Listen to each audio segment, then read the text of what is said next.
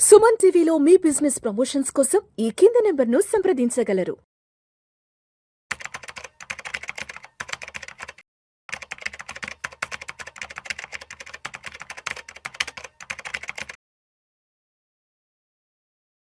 నమస్తే, welcome to Vishnu talks. నేను విష్ణు. ప్రస్తుతం నాతో పాటు Kautilya capital founder and trader Ashok Devanapriya garu ఉన్నారు. వారితో మాట్లాడదాం.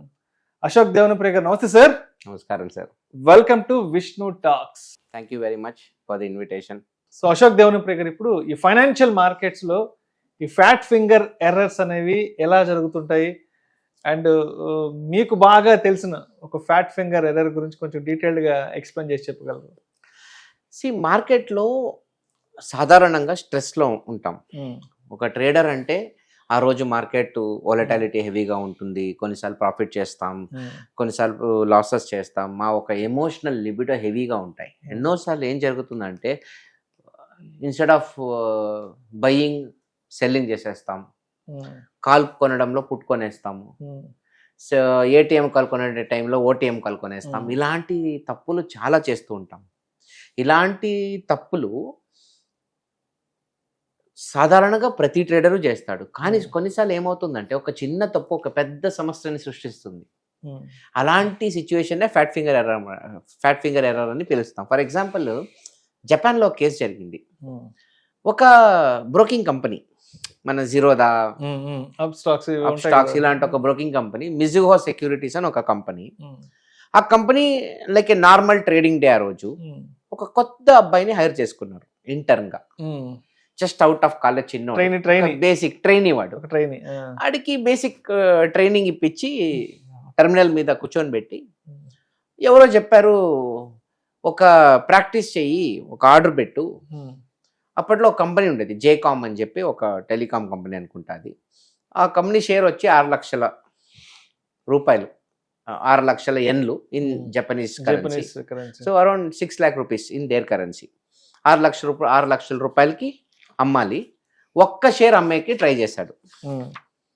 వాడు ఏం చేశాడంటే 6 లక్షల రూపాయలకి ఒక్క షేర్ అమ్మే బదులుగా ₹1 6 లక్షల షేర్ అమ్మే ఆర్డర్ పెట్టేశాడు. రివర్స్ పెట్టేశాడు. 1 షేర్ ఫర్ 6 lakh rupees కాదు, 6 lakh షేర్స్ ఫర్ ₹1 ఆర్డర్ పెట్టేశాడు. ఏమవుతుంది? ఆ కాలంలో అలాంటి ఒక క్రేజీ ఆర్డర్ పెడితే ఆ ఆర్డర్ని క్యాన్సిల్ చేసే ఒక ఇన్ఫ్రాస్ట్రక్చరు టోక్యో స్టాక్ ఎక్స్చేంజ్ దగ్గర లేదంట. ఇమ్మీడియట్ గా ఆర్డర్ ఎగ్జిక్యూట్ అయిపోయింది.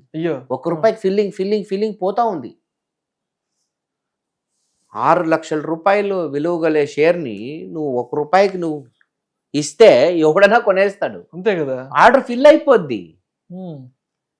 పట పట పట పట అని with in seconds, with in minutes gone. వాళ్ళు క్యాన్సిల్ కొడుతున్నారు, అవుతా లేదు. ఏం చేసినా అవుతా. లాస్ట్కి ఎక్స్చేంజ్కి ఫోన్ చేశారు. ఎక్స్చేంజ్ మళ్ళీ నువ్వు ఆర్డర్ పెట్టావు, పోయింది, నేనేం చేసేది? ఎవరు మాత్రం ఐ కాంట్ అండు. ఇప్పుడు ఏమైపోయింది, ఈ 6 లక్షల షేర్లు ఎవరిదో అకౌంట్లోకి వెళ్ళిపోయింది. ఇప్పుడు వాళ్ళ అకౌంట్లో నుంచి ఎలా లాక్ అవడం? మా దగ్గర అలాంటి ఫెసిలిటీనే లేదు, మా దగ్గర అలాంటి సిస్టమ్ లేదు. అలాంటి ఒక అబ్నార్మల్ 6 లక్షల రూపాయలు ఉండే ప్రైస్ ఇక్కడ ₹1 ఆర్డర్ పెట్టాడంటే రిజెక్ట్ చేయాల్సి ఉండే. అలాంటి ఇన్ఫ్రాస్ట్రక్చర్ కూడా లేదు వాళ్ళ దగ్గర.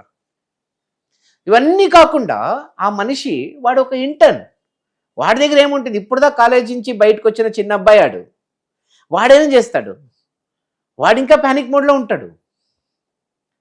లాస్ట్కి కేసు ఫైల్ చేశారు ఎక్స్చేంజ్ మీద. ఎవరు? ఆ కంపెనీ వాళ్ళు. కోర్టులో జడ్జి ఏం చెప్పారంటే, ఎక్స్చేంజ్కి మీ ప్రాబ్లంకి సంబంధం లేదు, తప్పు చేసింది మీరు, తప్పు చేసింది మీ ఒక ఇంటర్న్. ఆ ఇంటర్న్ కి కరెక్ట్ గా కోచింగ్ ఇవ్వడం మీ ఒక బాధ్యత.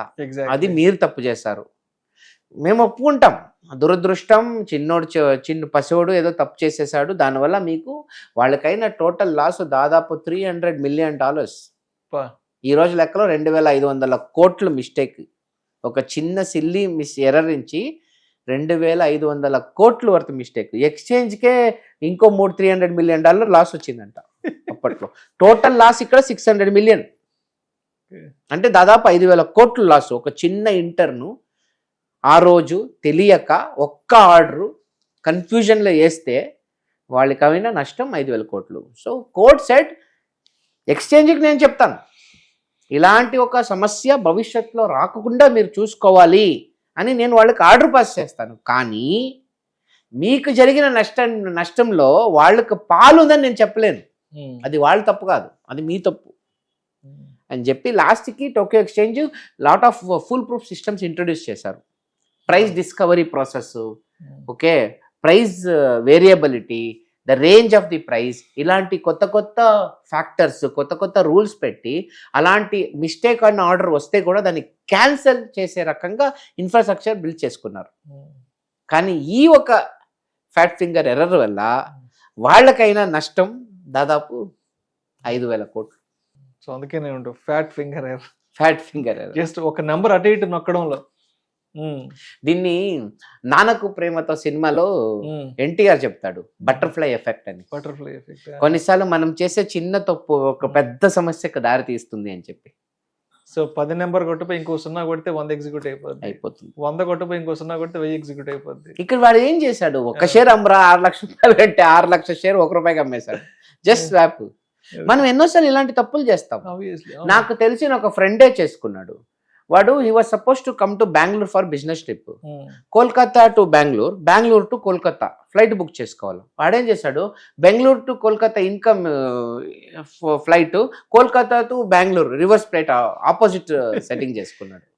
అర్థమైందా?